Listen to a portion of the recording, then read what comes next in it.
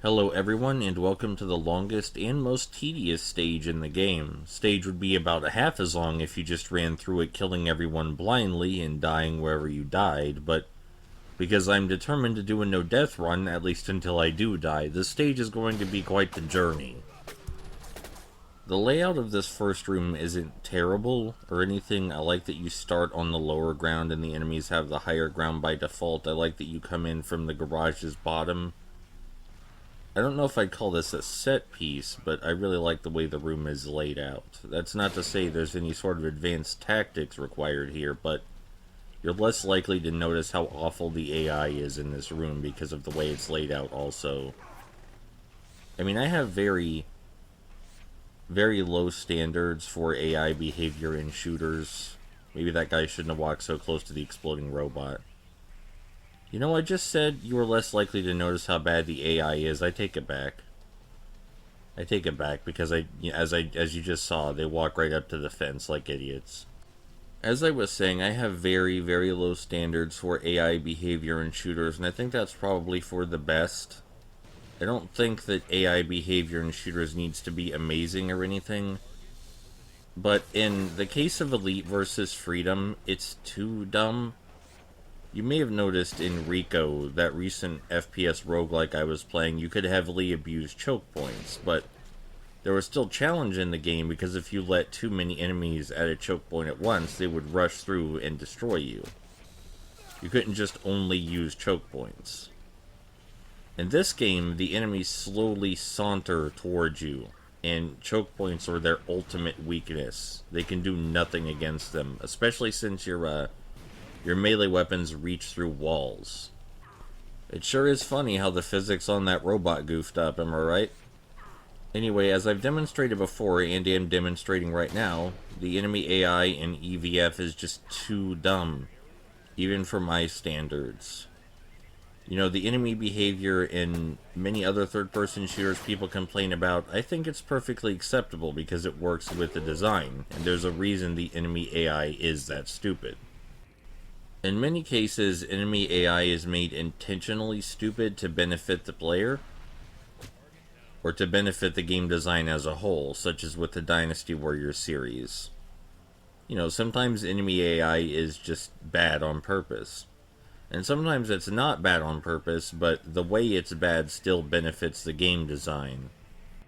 I have played very few games where the AI is so appallingly awful that it genuinely detracted severely from the experience. But EVF is one of those games. A lot of people like to rag on about other third-person shooters and how bad they are, but I don't think EVF is even on the same tier. Speaking of other third-person shooters, I'm getting to it. You'll see other third-person shooters I like very soon. Just relax. Something I will say about this game is that I really appreciate the bullet trails. I don't know why, but I always like that visual effect. It can be, frankly, completely useless for gameplay purposes, but it's always nice to know there are other people besides you shooting bullets, and where they're going exactly. So the thing about this complex is that it's fucking huge, and it's like split in two parts, separated by a lot of fucking escalators.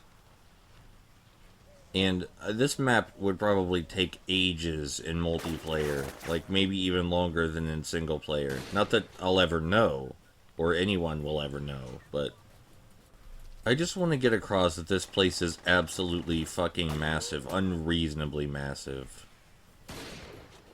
You know, I can't remember why, but I think a few weeks ago I was looking up EVF on the internets for some particular reason or another, I can't recall. And I'm so tired of seeing weird clickbaity videos on everything. I think one of the videos was like, oh, cover in this game is useless. It's a cover-based shooter without cover. And no, cover is not useless. There's a mixture of traditional cover from old third-person shooters where you hide behind objects without snapping to cover, as you see me doing often. You know, I hide behind objects without kneeling down and snapping to cover. But there's also in addition to the traditional third-person shooter cover, there is also more recent cover-based shooter cover where you snap to the objects. It's a mixture of both. Personally, I prefer the former, but I don't have anything against games where you snap to cover. You know, I don't have anything against those.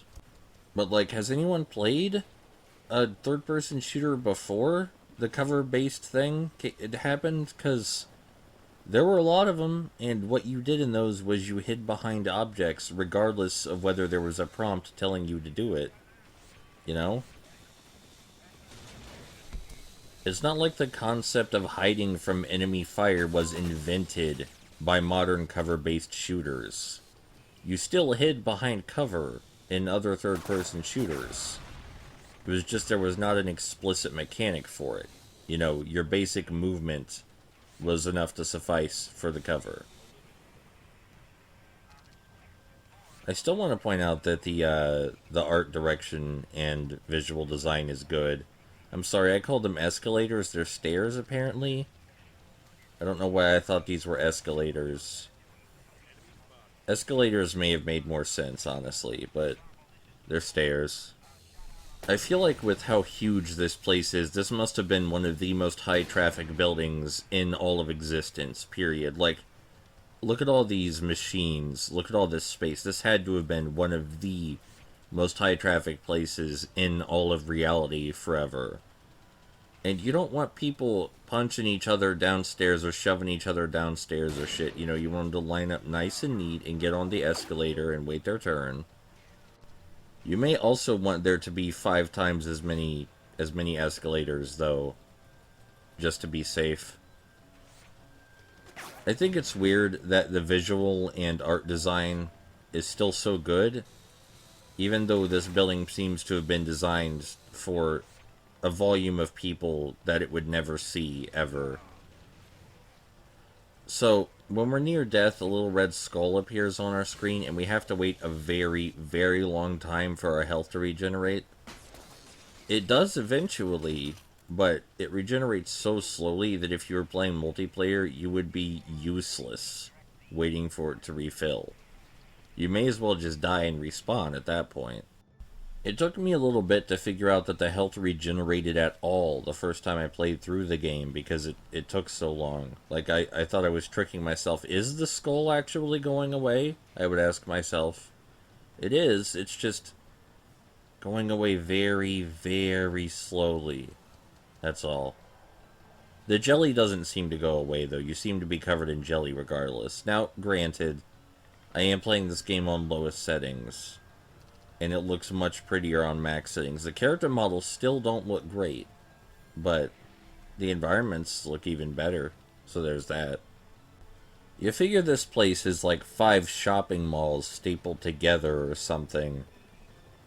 Do people really gamble this much in the state-controlled future that this game takes place in?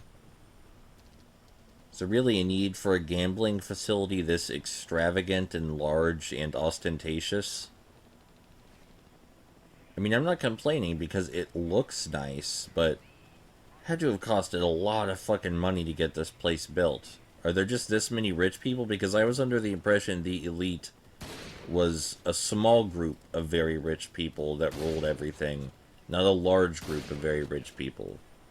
Some part of me has acclimated to the idea that the sniper rifle's auto-aim is just so absurd that you can kill anything instantly with it, and there's no reason to use any other gun ever, or ever aim down the sights, because you can just hip-fire the sniper rifle and destroy everything. But another part of me still realizes how absurd that is, that my character is apparently so good at aiming that I can shoot someone from across the room without ever aiming down the scope of my rifle. You know, I wonder how differently I would view this game if it were a game where checkpoints and deaths had consequence. Like, I probably still would have beaten it, because right now I'm beating it like deaths and checkpoints have consequence. And it's not particularly difficult. God, look at all these fucking signs. But, like, most of the reason I'd recommend this game to other people is because it's really short, It has pretty art direction, and death means nothing. You can just run in with the minigun, shoot as many men as you like until you fall over, and then respawn immediately and do it again. And since the enemies don't respawn, you'll make your way to the exit in no time. But if there were genuinely some kind of threat in single player, like you were meant to play it the way I'm playing it now, I wonder how differently I would feel about the game. I would probably feel a little bit more negative toward it because I don't really think this is the kind of thing that's okay. I'm sorry, I got distracted by the chairs. You have to understand, chairs are very distracting to me because there's so much empty space and not enough chairs. Hey, look, the escalators. Apparently, my brain put the escalators where the stairs were and the stairs where the escalators were. You know what the escalators are, by the way? The escalators are what is known as a choke point. I'm not sure if you noticed, this game has a lot of those. The escalators is just one of many. I don't know a whole lot about multiplayer shooters, but the abundance of choke points, if anyone ever did play this in multiplayer, had to have been incredibly frustrating because each rung on these escalators is a choke point. It's just like, God, please, I want to go forward. Let me go forward. So, like, is this hotel one of those vacation all-in-one hotels like the Nickelodeon hotel was, where, you get your hotel room, but you also get a water park, and you get some gambling and a food court. And 5 more of those, judging by the size of this place. 5 more food courts. I'm not saying there was gambling at the Nickelodeon hotel, but I'm also not saying there shouldn't have been gambling at the Nickelodeon hotel. I think if there were gambling at the Nickelodeon hotel, that would greatly increase the attendance rate. I think a lot more people would have been going. The Nickelodeon Hotel failing, they had to rebrand it into something else. Could have fixed that if you just let them gamble. Just built a gambling facility. Would have been fixed. Would have fixed everything. Please never take my business advice, alright? Alright, so after you do make it through another 13 minutes of that, you find this guy right next to me that you're meant to escort to the exit. He's stupid, so he stands out in the open a lot, but that's okay, because absolutely nobody wants to shoot him. Nobody's interested in shooting him. They're only interested in shooting you, which makes me wonder why we have to escort him to the exit to start with, because I'm confident he could just walk straight through all of the enemy ranks without any issue whatsoever. I like this room. It's kind of an inverse of the first room of the level. This time we have the high ground, you see. It is notably a bit more difficult to abuse the choke points here than elsewhere in the level, a bit. It's still not as hard as I'm making it out to be, probably. Especially since actually protecting our escort is of no importance whatsoever. I don't even know where he is right now, but I'm sure he's fine. Yeah, there he is.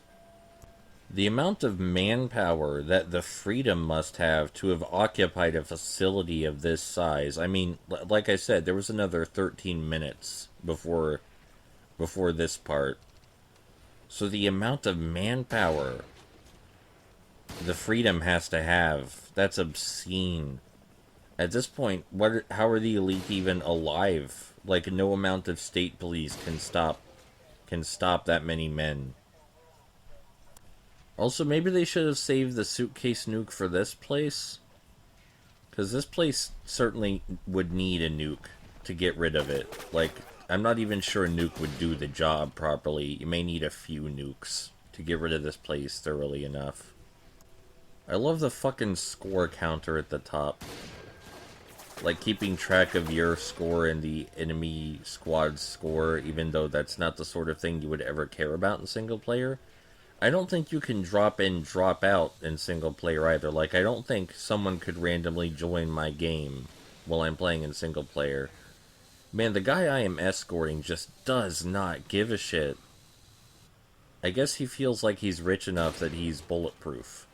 And he may be. I will never know, because no one will ever shoot at him, ever. They just won't. Why was the guy I was supposed to escort waiting, like, toward the end of the level? There's a lot about this game that makes me think.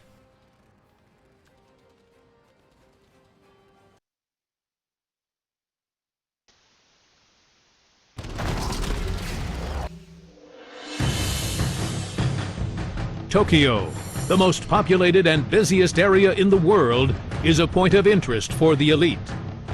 Tomorrow, William Akita, a powerful business tycoon and member of the elite, will host the Green Economy Forum in the Inari Imperial Palace Hotel in downtown. It is a very important meeting that will push our plans for a world domination of the economy even further. We will be introducing tax increases on independent businesses, while our global corporations will remain exempt. The venue is protected from the public by heavily armed guards. However, insurgents, likely Freedom members, managed to get inside the hotel over the roof.